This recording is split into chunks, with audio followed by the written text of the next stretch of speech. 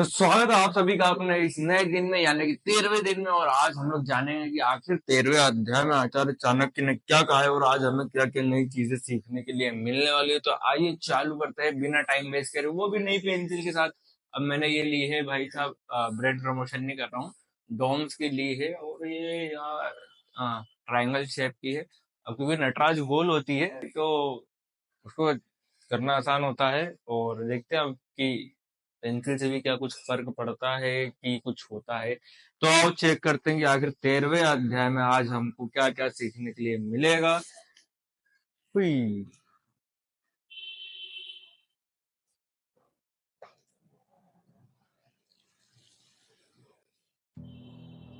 त्रयोदश अध्याय, कर्म की प्रधानता। मूढत्वमपि जीवेति नरः शुक्लेन कर्मणा न कल्पमपि कश्चन लोकद्रव्यविरोधिना। अर्थात चाणक्य यहाँ कर्म की प्रधानता और उपयोगिता की चर्चा करते हुए कहते हैं कि उज्ज्वल कर्म करने वाला मनुष्य क्षण भर भी जिए तो अच्छा है, किंतु दोनों लोगों के विरुद्ध काम करने वाले मनुष्य का एक कल्प तक जीना भी व्यर्थ है। आशय है कि आचार्य करने वाला अच्छा है कि अच्छा कार्य करने वाला मनुष्य यदि थोड़ी सी उम्र भी पाए तो अच्छा है। वह अपने छोटे से जीवन में ही समाज का तथा अपना भी कल्याण कर जाता है। किंतु जो मनुष्य न तो स्वयं सुखी रहता और न दूसरों को सुख पहुंचाता है, ऐसे व्यक्ति अपना परलोक भी नहीं सुधार सकता। अतः इस लोक तथा पुत्रलोक दोनों को नष्ट करने वाला मनुष्य पृथ्वी का भार है। उसका मन भर इसका मर जाना ही अच्छा है। बीते चाहे विचार वीतिताहि विशारदे। गन्तं शोको न कर्तव्यं भविष्यन्नेव चिन्तयेतं वर्तमाने कालेन प्रवर्तने विच्छिन्नाः। आचार्य चाणक्य यहाँ वीतिवाद भूलकर आगे की सुध लेने पर बल देते हुए कहते हैं कि वीतिवाद पर दुख नहीं करना चाहिए, भविष्य के विषय में भी नहीं सोचना चाहिए। बुद्धिमान लोग वर्तमान समय के अनुसार ही चलते हैं। बीती बातों पर दुख करने से कोई लाभ नहीं होता। भविष्य के लिए भी अभी से दुख नहीं होना चाहिए, वर्तमान को ही सुंदर करना चाहिए, इसी से भविष्य भी सुंदर बनता है। यही बुद्धिमानी है। और कहा भी गया है, विधि चाहे विचार से आगे की सुधि लेहू, जो जाने जो बीत गया उसे भूलकर आगे की सोचना चाहिए। तो शुरुआत के दो श्लोक में आपने देखा कि कर्म की प्रधानता को बताते हुए मेरे को लगा था कर्म की प्रधानता यानी जो कर्म अच्छे कर्म करता है, अच्छे कर्म नहीं मतलब जो कर्म करता है उसके रिलेटेड कुछ बात लिखी होगी, पर वो नहीं थी। बीती ताही बिसार दे यानी कि जो पास में हो गया है उसको लेकर दुख न मनाए। मतलब ये उतने सालों पहले आचार्य चाणक्य ने लिख दिया था कि पास को लेकर अब रिग्रेट मत करो और ना फ्यूचर को लेकर टेंशन करोगे कि क्या होगा क्या होगा। फिलहाल में ध्यान दो कि अभी क्या चल रहा है, तुम क्या कर सकते हो भविष्य को अच्छा बनाने के लिए। तो आओ पढ़ते हैं कि आगे टाइमलेस पर और क्या क्या अच्छी चीजें जानने के लिए मिलती है हम लोगों को इस चैप्टर से। और शुरुआती का आखिरी श्लोक में तुम लोगों को पढ़कर बताऊंगा कि आखिर भाई साहब आखिरी के श्लोक में क्या लिखा है। और अगर ऐसा कुछ लगता है कि जिसपे हम लोग चर्चा कर सकते हैं तो बिल्कुल अवश्य हम लोग चर्चा करेंगे उस चीजों पर, और क्वेश्चन भी करेंगे जो कि आप लोग कमेंट बॉक्स में उत्तर देने की चेष्टा करें तो बहुत अच्छा रहेगा। मेरे को जानकर अच्छा लगा कि आप लोग वीडियो के साथ एंगेज हो रहे हैं, आप लोग सवाल जवाब कर रहे हैं। तो चलिए चलता हूँ टाइमलाइन पर और पढ़ता हूँ आज का तीसरा मतलब 13वां अध्याय।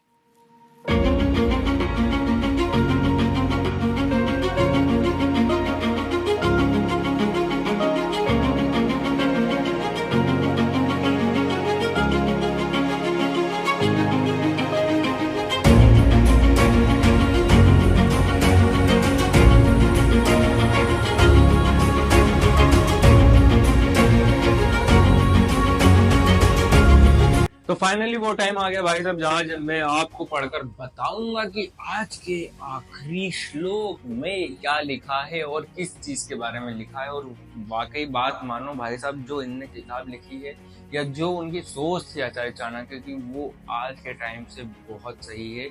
जो की चीजें हुई है वो मैं तुम्हें बताता हूँ। आओ पढ़ते हैं आखिरी श्लोक और फिर जानेंगे कि चैप्टर में थी मुझे क्या क्या चीजें मिली जो कि आज के समय से रिलेट करती है, जो मुझसे जो तुमसे और न जाने कितने लोगों से रिलेट करती है, सब बताऊंगा तुम्हें। तो आओ आखिरी श्लोक पढ़ते हैं। योगांच प्रसलेन मेरु कल्पनात् सप्त सागरः साधवः प्रतिदिनार्थं चलन्ति कदाचन। अर्थात चाणक्य महापुरुषों के स्वभाव की चर्चा करते हुए कहते हैं कि युग का अंत होने पर भले ही सुमेरु पर्वत अपने स्थान से हट जाए और कल्प का अंत होने पर भले ही सातों समुद्र विचलित हो जाएं, सज्जन अपने मार्ग से कभी विचलित नहीं होते। अभिप्राय यह है कि महापुरुष अपने आचरण विचार में सदैव दृढ़ रहते हैं, जबकि युग के अंत में सुमेरु पर्वत भी अपने स्थान को छोड़ देता है। कल्प समाप्त होने पर समुद्र भी अपनी सीमा लांघ जाते हैं और पृथ्वी को जल में डुबा देते हैं, किंतु सज्जन अपनी सच्चाई और परोपकार के मार्ग को कभी नहीं छोड़ते। तो आखिरी श्लोक में सज्जन पुरुष के बारे में कहा गया है कि जो सज्जन पुरुष होते हैं वो कभी भी अपनी सीमा नहीं लांघते, चाहे जो स्थिति आ जाए। भले ही वो समुद्र हो, वो भी सीमा लांघ जाते हैं। और एक क्या चीज थी, सुमेरु पर्वत भी अपने स्थान से हट जाते हैं।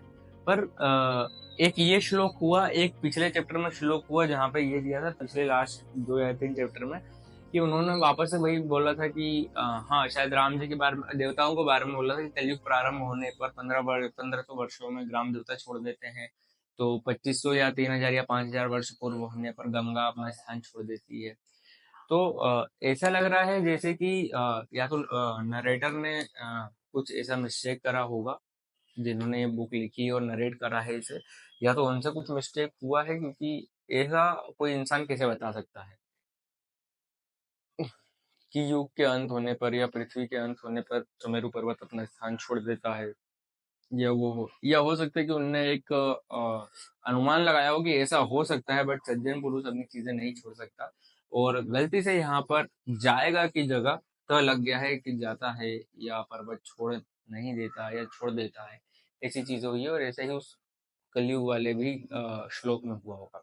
बट जो आज की मैं तुम्हें एक डराने वाली चीज सुनाता हूँ, जो कि जस्ट लास्ट ये था कि गुरु की महिमा लिखी है, और इसमें लिखा है कि जो स्टूडेंट अपने टीचर्स को रिस्पेक्ट नहीं करता है, उनसे फालतू बातचीत करता है और फालतू के उनको उल्टे सीधे जवाब देता है, तो उसे 100 बार जन्म लेना पड़ता है, वो भी कुत्ता बनकर। और तब जाकर फिर उसका एक्चुअली जो जन्म होता है वो किसी चांडाल के घर में होता है। उसके बाद एक और चीज बताता हूँ तुम लोगों को। हाँ, जैसे कि मैं था, अब भाई साहब अपन बैठे हैं क्लासरूम में, पढ़ाई लिखाई कर रहे हैं, टीचर सामने समझा रहा है केमिस्ट्री का, और मैं सोच रहा हूँ कि कहीं अगर आतंकवादी क्लास में घुस गए तो मैं लोगों को कैसे बचाऊंगा। अरे, क्या अफ्रीका में कभी जा पाऊंगा? अरे, क्या मैं राजवाड़ा जाकर ये चीज खा पाऊंगा? तो ये जो चीज है, इसको कहते हुए आचार्य यही कहते हैं कि जो मन की चंचलता है, इससे ना तो व्यक्ति वहां पर उपस्थित हो पाता है जिस चीज को वो सोच रहा है, जिसके कारण वो अपनी पढ़ाई को भी नष्ट कर देता है। और जो कि तुम लोग टॉपर से करते हो, जेलिसी फील करते हो कि भाई साहब तुम कैसे पढ़ ले रहे हो इतना सारा, तुम टॉप कैसे कर ले रहे हो, तुम्हें कैसे समझ में आ रहा है। तो ये सब चीजें यहाँ की है। अगर ये यहाँ पे प्रेजेंट है तो हर चीज समझ में आएगी, और नहीं है तो नहीं आएगी, इस चीज का है। और एक आदि और था यार। हम्म एक ये है, जैसे अभी उसमें कहा था कि भविष्य को लेकर चिंता में ना रहे, पर इस श्लोक में दिया है कि भविष्य में आने वाली विपत्ति से पहले ही वो हो जाए, क्या कहते हैं उसको, सतर्क हो जाए। इनका कहना है कि जो व्यक्ति अपने भविष्य में आने वाली विपत्ति का डट कर मुकाबला करता है, अपने आप को प्रेजेंट में रखता है और विचलित नहीं होता है, वही असली पुरुष है। तो देखो ऐसा है कि हमें भविष्य के बारे में लेकर टेंशन नहीं करनी है कि क्या होगा क्या नहीं होगा। बट अगर जैसे तुमने सोच रखा है कि तुम्हें डॉक्टर बनना है, इंजीनियर बनना है, तुम्हें एक्स वाई जेड एडिटर वगैरह जो भी बनना है, तो तुम्हें उसको सोचकर टेंशन नहीं ले लेना है कि तुम्हें इतना पढ़ना है, ये करना वो करना है। उसे आराम आराम से उस प्रोसेस को फॉलो करो और जाकर वो चीज बन जाओ। क्योंकि क्या है कि अगर नहीं करोगे, बस सोचोगे कि अरे यार ये है ये है ये है, तो वो चीज होगी नहीं। हर चीज का सोल्यूशन ढूंढा करो, चीजों को शिकायतें मत करा करो।